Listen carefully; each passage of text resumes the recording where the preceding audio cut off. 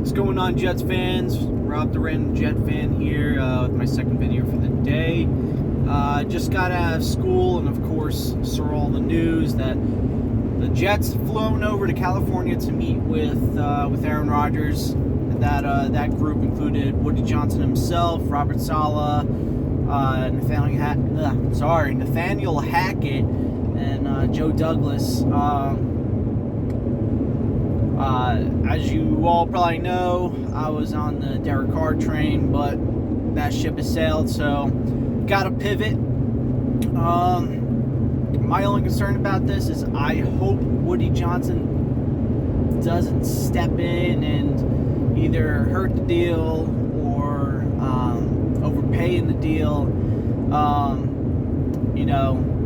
Them going to see Aaron Rodgers personally is probably a good sign of him leaning towards signing with the Jets. But I mean, we'll see. It's Aaron Rodgers, so you never know. What needs to happen is the Jets just need to get a quarterback. Whether that's Aaron Rodgers or now Lamar Jackson, who got the non-exclusive franchise tag, so he's free to talk to teams. Reports came out from Deanna Rossini earlier that the Falcons are not going to pursue Lamar Jackson. The Falcons were probably the favorite to land him, but now with them being out, it might pivot towards the Jets. Woody is willing to spend big on a quarterback. The Jets have the means. If it comes down to Lamar, I would say after those picks, I would certainly give up those 2 first-round picks. The only thing is compensation. There were the reports that Lamar and the Ravens were $100 million apart. I don't know if those are true or false, but if they were true, that's a little scary. Did the Ravens offer $200 million and they're $100 million apart, so Lamar wants $300 million? Did they offer $175 and they were $100 million apart? I mean, you don't know what the $100 million is apart from, so that's a little scary, but I think Lamar's going to find out quick that he's not going to get that $250 million plus fully guaranteed contract. Like I said in my last video, it's a win-win for the Ravens. They have first rights to match any offer. So, if the best offer Lamar gets is $230 million, $150 million guaranteed, well, the Ravens can match that, and that's probably around what they were looking to give him anyway. If not, they get 2 first-round picks out of it. So it was a win-win on the Ravens' part.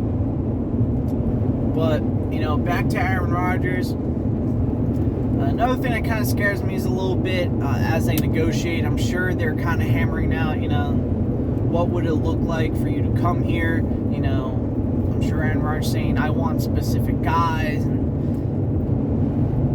I get it, but at the same time, you can't really let this guy, no matter how good he is, he's probably only going to be here for 2 years max.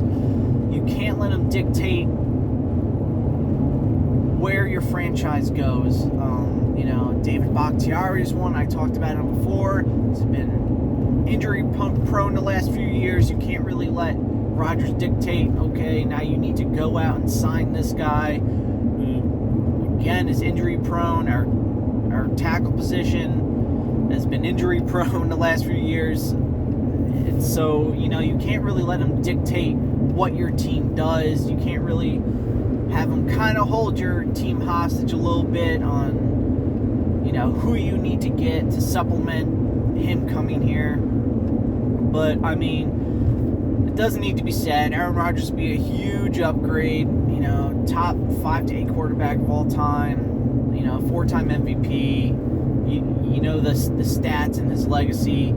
So, right now, if they get him, great. If not, they need to just hop back on that plane and beeline to Lamar. But that's all I got. Keep you guys updated. Hopefully something is done sooner rather than later. you know, this whole thing's been dragged out so far. You don't want to see it dragged out even more. But we'll see what happens. So, yeah, follow me on TikTok. I'm sorry, not TikTok. On Twitter, at @random_Jets fan. Just started an Instagram yesterday or today. @random_Jets fan again. Like, share, subscribe, and keep it posted. Let's go Jets.